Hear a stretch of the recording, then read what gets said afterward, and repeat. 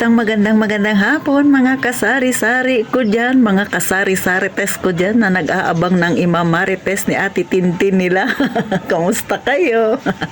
Kamusta ang tindahan ninyo? Sana ang lahat ay maganda ang benta. Si Ate Tintin, hindi maganda pa ang benta ko ngayon. Matumal pa sa matumal talaga. Pero syempre, masaya pa rin si Ate Tintin. Bakit? May ginagawa tayong paraan para kahit papano umangat-angat ng kaunti yung ating sales sa buong maghapon. So kayo ba, kagaya ba kayo kay Ate Tintin? Gusto kong mag-ipon pero di ko magawa. Mahina ang benta kaya di ko magagawa, Ate Tin, ang mag-ipon. Napakahirap po, di ba? Yan ba rin yung problema ninyo? Syempre, mag-share ako sa inyo ng kaunting tips para kahit papano matuto kang mag-ipon. Huwag mong idahilan na maliit ang iyong kita. Bakit? Kasi dahilan ko rin yan noon. Alam niyo mga kasari, ang pag-iipon ay hindi ito parang sports na nagpapaunahan kayo para ikaw ang pinakamaraming naipon, ikaw ang pinakamagaling sa pag-iipon. Hindi ganun yun.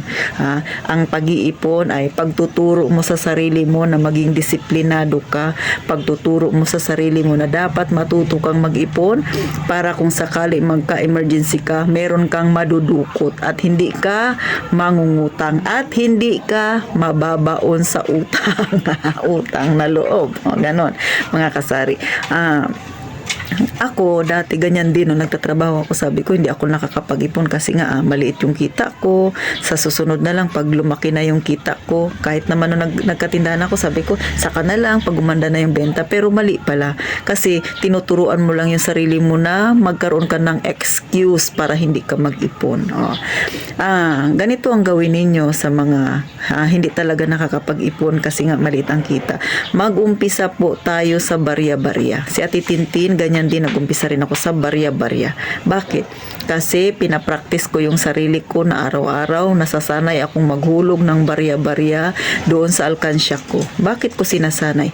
Kasi pag nasanay na yung sarili ko na naghuhulog ako, magiging ugali ko na siya. At kapag nagiging ugali ko na siya, sunod doon, magkakaroon ako ng disiplina. Pagka nalampasan ko na yung pabarya-barya na yan, sa susunod iniisip ko, bills naman ang ihuhulog ko. Ganun lang mga kasari. Huwag niyong iisipin na Ate Tin kasi barya, maliit lang naman yan. Barya-barya, maliit nga. Pero hindi dahil ang pinag-uusapan natin yung ipon na malaki, kundi ang pinag-uusapan natin tinuturuan mo yung sarili mong maging disiplinado. Tinuturuan mo yung sarili mong maging masipag sa pag-iimpo. Hindi pinag-uusapan na maliit ang iyong iipunin o malaki. Mga kasari, hindi yan contest. Alam nyo, mga kasari, ako, bago ako nakapag-ipon ng medyo malaki, nung nakaraang buwan nga nakapag-ipon ako ng 7,000 kasi nag one month challenge ako. Bago ko nagawa yan, sa totoo lang, ilang taon din na nag-practice ako sa sarili ko ng pag-iipon ng pag-aalkansya. Tapos sa umpisa, mainipin ako. Mga ilang buwan pa lang, binubuksan ko na. So, ugali ko yan na ito, real talk ito. Totoo yung sinasabi ko. Parang nahihiya ako na nag-iipon ako konti kasi kaya parang iniisip ko wag na lang kaya ako mag-ipon, pero mali pala yun. Dapat umpisahan mo sa maliit pa konti-konti, tapos mga 3 months pa lang binubuksan ko na yung alkansya ko. Kasi nga naiinip ako. Tapos sunod naman nag-umpisa ako ng bills pa 2020. Siguro 2 years ko rin siyang na-practice mga kasari. Mahilig ako mag-ipon pero yung mga maliliit lang. Pero nagulat ako nung nitong January lang nakaraang buwan, nakapag-ipon ako sa loob ng isang buwan ng 7,000. So na-practice ko siya. Ibig sabihin, matagal ko rin kinumbinsi yung sarili ko na mag-ipon ako, na i-challenge yung sarili ko na kaya kong mag-ipon ng ganung halaga. Alam ko sa mga may tindahan dyan na malalaki tsaka sa iba na mapera, maliit lang na halaga yung naipon ko. Pero sa mga kagaya ko na may maliit ang tindahan, malaking halaga na po ang 7,000. Kaya para sa mga kagaya kong may maliit na tindahan, hindi ako nahihiyang sabihin na yun lang yung kaya kong ipunin, pero proud ako kasi ang tindahan ko naman ay hindi kalakihan pero nakuha kong makaipon ng ganong halaga ang 7,000 sa akin ay malaki na. Kaya ko sinishare ito sa inyo, hindi sa pinagmamayabang ko kasi hindi naman kayabang-yabang yung na-challenge ko sa sarili ko na 7,000. Kundi gusto ko lang na yung iba nating mga kasari na may kagaya rin sa aking tindahan ay magkaroon ng idea na kaya palang mag-ipon, na kaya palang disiplinahin ang sarili, mag-umpisa lang sa maliit. Hindi pwedeng maging dahilan na maliit kasi atitintin kaya hindi ko kaya. Akin maliit din mga kasari, mag-umpisa ka lang sa pasampu-sampu. Sabi ko nga, ang pag-iipon ay hindi iyan contest na nakikipag-unahan ka. Ang pag-iipon ay turuan mong idisiplina ang iyong sarili kasi sa totoo lang, ikaw rin ang makikinabang yan. Katulad sa akin, ang 7,000 na naipon ko nung nakaraang buwan ay nandyan lang sa pitaka ko. O di ba ginawa ko siyang trophy. O ngayong buwan naman ng February nag-challenge na naman ako ulit, nag one month challenge ako. So, ngayong February, sobra na tayo sa kalagitnaan. Nag-challenge na naman ako sa sarili ko. Nung nakaraang January, talagang naglagari ako ng husto. Pero ngayong February, ay hindi ko siya magawa kasi nga marami akong bills. Pero still, nakakapag-ipon pa rin ako mga kasari.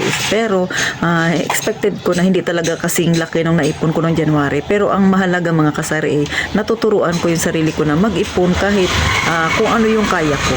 Hindi naman nga, gaya ng sabi ko, hindi nga naman na palakihan niya ng ipon, kundi kung paano mo disiplinahin yung sarili mo para matupad mo yung gusto mo na makapag-ipon ka kahit pa konti-konti. So, ganun po yung ginagawa ni Ate Tintin mga kasari. Sinishare ko ito sa inyo kasi gusto ko rin na yung iba nating mga kasari dyan ma-inspired kahit papano na sa totoo lang yung pag-iipon. Hindi ako nagsasabi sa iba na may naipon ako kasi syempre nahiya ako, maliit lang yung naipon ko.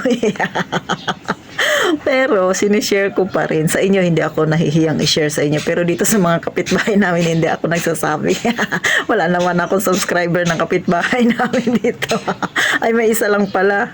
Pero dito sa totoo lang wala akong subscriber na taga rito sa kalugar namin, kaya hindi ako nagsasabi na ako ay may ipon mga kasari. Sa inyo lang kasi gusto ko lang ma-inspire yung iba dyan na may mga tindahan na maliliit na mag-ipon, na kahit sa sarili nyo lang, huwag nyo ipagkwento sa iba. O diba, kung kagaya kayo sa akin na nahihiya kasi maliit lang yung aking naipon, pero ang mahalaga ay natuto tayo na disiplina natin kung paano talaga ang pag-iipon. So hanggang dito na lang mga kasari, sana natuwa kayo ng kaunti kaya titintin, nagpataka lang ako. Syempre gusto ko lang na maging masaya kayo habang nagbablog ako at nanonood kayo sa akin. So hanggang dito na lang mga kasari.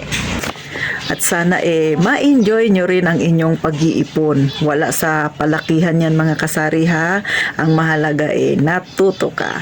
So paano mga kasari? Mag-iingat kayo palagi.